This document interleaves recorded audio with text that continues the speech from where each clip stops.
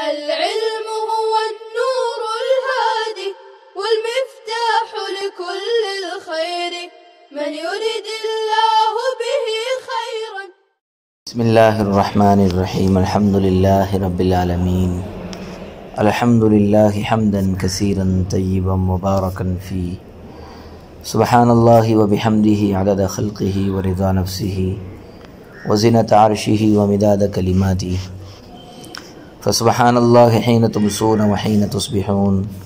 وله الحمد في السماوات والأرض وعشيا وحين تظهرون. بسم الله الرحمن الرحيم. ثم شرع في بيان أمثلة كل هؤلاء فقال كقوله تعالى وأحل الله البيع وحرم الربا وهذا مثال الظاهر والنص فإنه ظاهر في حق حل البيع وحرمة الربا نص في بيان التفرقة بينهما لأن الكفار كانوا يعتقدون حل الربا حتى شبهوا البيع به فقالوا إنما البيع مثل الربا فرد الله عليهم وقال كيف يكون ذلك وأحل الله البيع وحرم الربا ومثاله المذكور في عامة الكتب قوله تعالى فانكحوا ما طاب لكم من النساء مثنى وثلاث ورباع فإنه ظاهر في إباحة النكاح نص في العدد لأنه سيق الكلام كما سيأتي. پھر مصنف نے ان تمام قسموں کی مثالوں کو بیان کرنا شروع کر دیا. چنانچہ فرمایا جیسے باری تعالیٰ کا قول احل اللہ البیع وحرم الربا، یہ ظاہر اور نص کی مثال ہے کیونکہ یہ بیع کے حلال ہونے اور ربا کے حرام ہونے کے حق میں ظاہر ہے، اور بیع اور ربا کے درمیان فرق ظاہر کرنے کے بارے میں نص ہے، اس لیے کہ کفار ربا کی حلت کا اعتقاد رکھتے تھے، حتیٰ کہ انہوں نے بیع کو ربا کے ساتھ تشبیہ دی ہے. چنانچہ انہوں نے کہا انما البیع مثل الربا. چنانچہ اللہ تعالیٰ نے ان پر رد فرمایا اور کہا کہ یہ کیسے ہو سکتا ہے، حالانکہ اللہ تعالیٰ نے بیع کو حلال اور ربا کو حرام قرار دیا ہے. اور اس کی مثال جو عام کتابوں میں مذکور ہے باری تعالیٰ کا قول فَانْكِحُوا مَا طَابَ لَكُم مِّنَ النِّسَاءِ مَثْنَىٰ وَثُلَاثَ وَرُبَاعَ ہے، کیونکہ یہ قول نکاح کی اباحت میں ظاہر اور عدد کے بیان میں نص ہے، اس لیے کہ یہ کلام اسی کے لیے لایا گیا ہے. عزیز طلبہ اکرام، شارح نور الانوار ملا جیون رحمہ اللہ تعالیٰ نے فرمایا کہ مصنف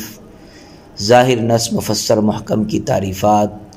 اور ان کے احکام بیان فرما کر اب ان کی مثالیں ذکر فرما رہے ہیں.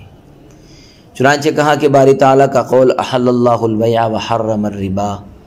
اللہ نے بیع کو حلال اور ربا کو حرام قرار دیا ہے،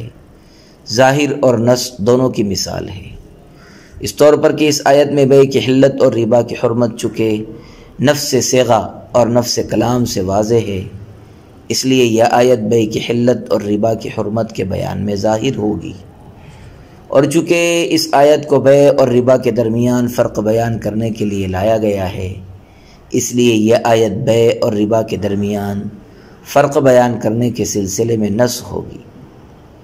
رہی یہ بات کہ آپ کو یہ کیسے معلوم ہوا کہ یہ آیت بیع اور ربا کے درمیان فرق بیان کرنے کے لیے لائی گئی ہے، اس کا جواب یہ ہے کہ کفار کا عقیدہ یہ تھا کہ ربا حلال ہے، اور اس عقیدے میں انہوں نے اس قدر غلو کیا کہ ربا کو اصل قرار دے کر بیع کو ربا کے ساتھ تشبیہ دی اور کہا انما البیع مثل الربا، بیع تو ربا کی طرح ہے. بس ان کا رد کرتے ہوئے اللہ تعالیٰ نے جواب میں فرمایا کہ یہ کیسے ہو سکتا ہے بیع ربا کی طرح ہو، حالانکہ اللہ تعالیٰ نے بیع کو حلال کیا ہے اور ربا کو حرام کیا ہے.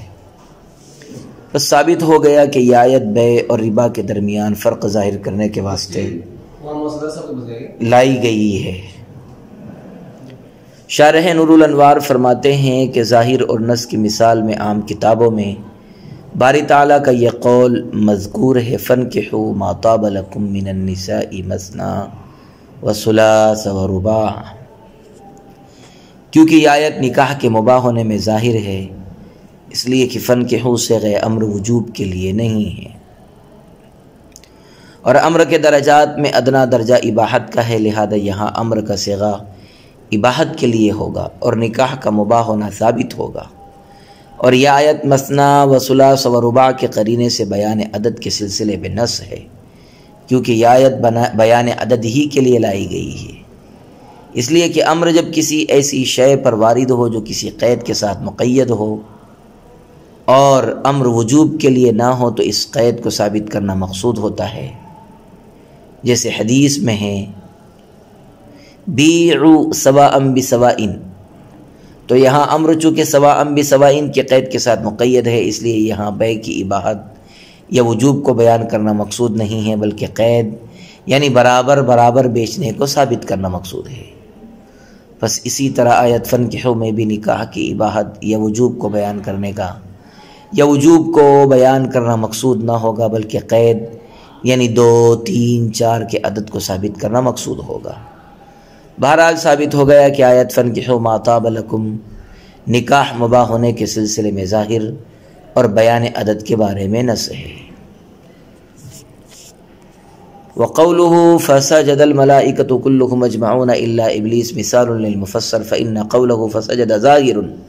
في سجود الملائكة نص في تعظيم آدم لكنه يحتمل التخصيص أي سجود بعض الملائكة بأن يكون الملائكة عاما مخصوص البعض، ويحتمل التاويل بأن سجدوا متفرقين أو مجتمعين فانقطع احتمال التخصيص بقوله كلهم، احتمال التاويل بقوله اجمعون فصار مفسرا۔ اور باری تعالیٰ کا قول فسجد الملائکۃ کلہم اجمعون الا ابلیس مفسر کی مثال ہے، اس لیے کہ باری تعالیٰ کا قول فسجدوا سجود ملائکہ کے بارے میں ظاہر ہے اور آدم علیہ السلام کی تعظیم کے بارے میں نص ہے، لیکن یہ تخصیص یعنی بعض ملائکہ کے سجود کا احتمال رکھتا ہے، اس طور پر کہ ملائکہ عام مخصوص بعض ہو، اور تعویل کا بھی احتمال رکھتا ہے بئی طور کہ ملائکہ نے علیحدہ علیحدہ سجدہ کیا ہے یا ایک ساتھ، بس تخصیص کا احتمال باری تعالیٰ کے قول کلہم سے اور تعویل کا احتمال باری تعالیٰ کے قول اجمعون سے منقطع ہو گیا اور یہ کلام مفسر ہو گیا۔ عزیز و صاحب المنار نے فرمایا آیت فسجد الملائکۃ کلہم اجمعون الا ابلیس مفسر کی مثال ہے، تفصیل اس کی یہ ہے کہ لفظ فسجد ملائکہ علیہم السلام کے سجدہ کرنے کے سلسلے میں ظاہر ہے، لفظ فسجدہ ملائکہ کے سجدہ کرنے کے سلسلے میں ظاہر ہے، کیونکہ یہ لفظ اپنے صیغے کے اعتبار سے سجود ملائکہ پر دلالت کرتا ہے، اور آدم علیہ السلام کی تعظیم کے بیان میں نص ہے،